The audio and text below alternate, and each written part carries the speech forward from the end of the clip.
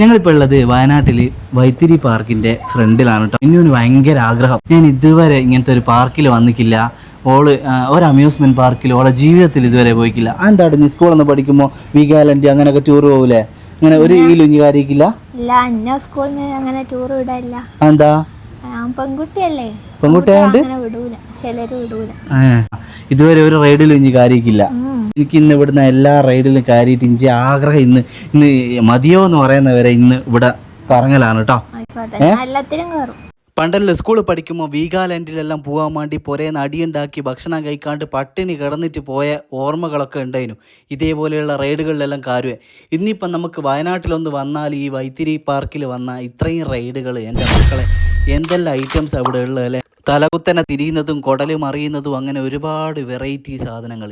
ഈ കാണുന്ന റൈഡിലെല്ലാം ഒന്ന് കാരുമ്പോൾ താഴോട്ട് വരുമ്പോൾ നെഞ്ഞിന്നൊരു കാളലായിരിക്കും. എങ്കിലും നമുക്കൊരു വൈബാണിതെല്ലാം. കുട്ടികൾ വന്നാലും ആര് വന്നാലും ഈ റൈഡൊക്കെ ആദ്യമായിട്ടാണ് മിന്നു എക്സ്പീരിയൻസ് ചെയ്യുന്നതെന്ന് പറഞ്ഞല്ലോ.